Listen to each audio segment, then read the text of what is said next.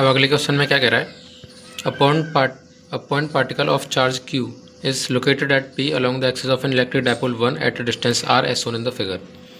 तो इस पॉइंट पर एक चार्ज q रखा गया है जो कि डायपोल 1 की एक्सिस पर है।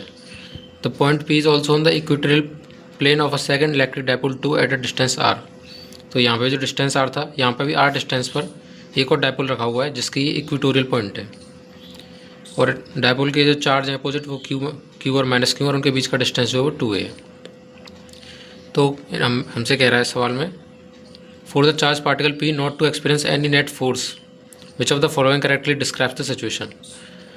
यानी कि पॉइंट पार्टिकल p पर कोई भी फोर्स नहीं लग रहा है, तो उस केस में जो a/r का रेशियो है वो हमें निकालना है।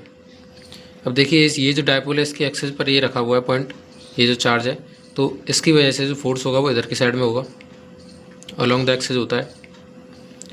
सिमिलरली जो इक्वेटोरियल पॉइंट होता है उस पर डायपोल की जो फोर्स होती है वो अपोजिट डायरेक्शन में होती है। तो डायपोल की डायरेक्शन ये है, तो इस पर फोर्स जो है इस डायरेक्शन में लगेगा। तो फोर्स को कैंसिल आउट होकर जीरो करना है दोनों फोर्सेस को। अब देखते हैं पहले डायपोल की वजह से फोर्स कितना है। चूँकि जो डिस्टेंस r है और a है, डायपोल की जो लेंथ है और डिस्टेंस r जो है, ये दोनों इसके कंपेयर में ये 2a नेग्लिजिबल नहीं है। बाकी केसेस में जो हमने फॉर्मूला पढ़ा है 2kp/r³, उसमें जो a है वो बहुत ही छोटा होता है r से, इसलिए उसे नेगलेक्ट करके वो फार्मूला आता है। तो इस फार्मूले को लगा नहीं सकते हैं क्योंकि यहाँ पे ऑप्शन से पता चल रहा है कि a जो है वो नेग्लिजिबल नहीं है r के केस में। तो हम शुरू से बेसिक से जो उस फार्मूले को ड्राइव करते हैं, सिमिलरली उसी तरीके से इसको करना है। तो चलिए देखते हैं।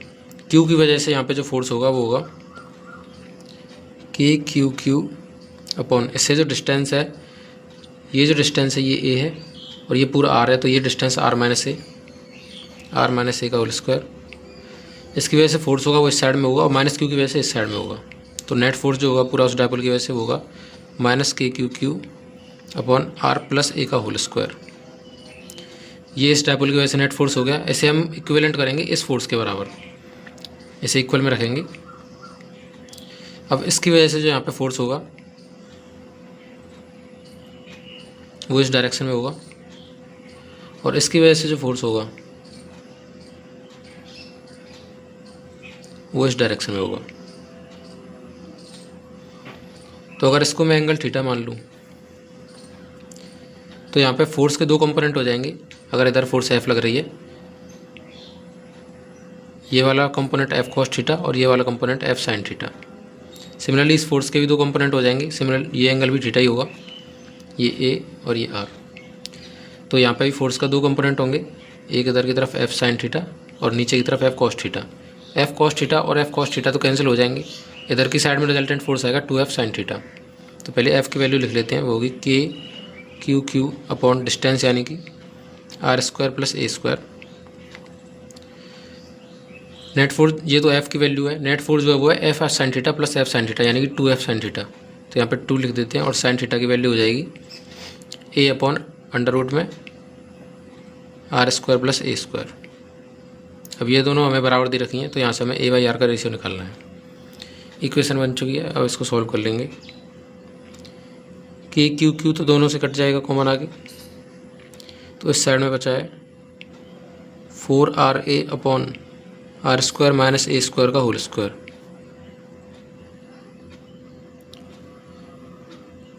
और इस साइड में 2a upon r² plus a² की पावर 3/2।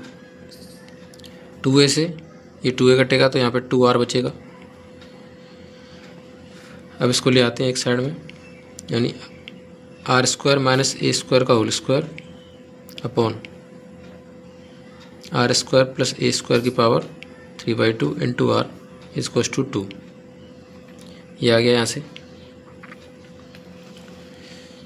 अब इसको सॉल्व करने के लिए यहाँ से r² कॉमन ले लेते हैं ऊपर से, तो r² कॉमन लेंगे, उसका भी स्क्वायर है तो r की पावर 4 बार आ जाएगा, और यहाँ बचेगा 1 माइनस a²/r² की पावर 2 अपॉन, नीचे से भी r² कॉमन लेंगे तो r का क्यूब निकल के आएगा, यहाँ पे r की पावर 4 हो जाएगी, और 1 प्लस a²/r² की पावर 3/2।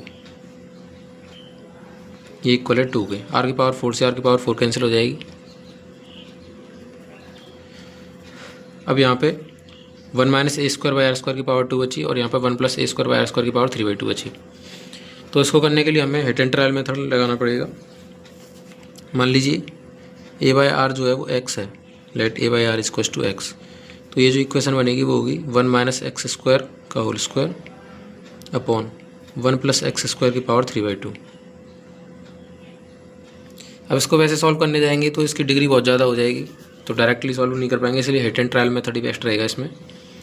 तो मान अब यहाँ पर अगर हम एक्स की वैल्यू 1 2 3 ऐसे लेके देखते हैं, तो यहाँ पे एक्स बराबर 3 लेने पर आप 1 2 लेके चेक कर लेना, एक्स बराबर 3 पे इसका इक्वेशन जो है वो सेटिस्फाई हो जाएगी, क्योंकि 1 माइनस 9 का होल स्क्वायर अपॉन 1 प्लस 9 की पावर 3/2 यानी कि 64/10√10।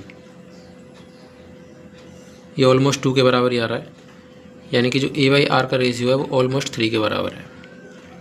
हिट एंड ट्रायल मेथड से करना इसलिए भी अच्छा मेथड था इसमें, क्योंकि ऑप्शन जो है वो काफ़ी दूर दूर है, तो इसमें हम हिट एंड ट्रायल लगा सकते हैं। तो ऑप्शन नंबर 4 जो है इसका करेक्ट आंसर हो जाएगा। अच्छा क्वेश्चन था, कंसेप्चुअल था। Thank you.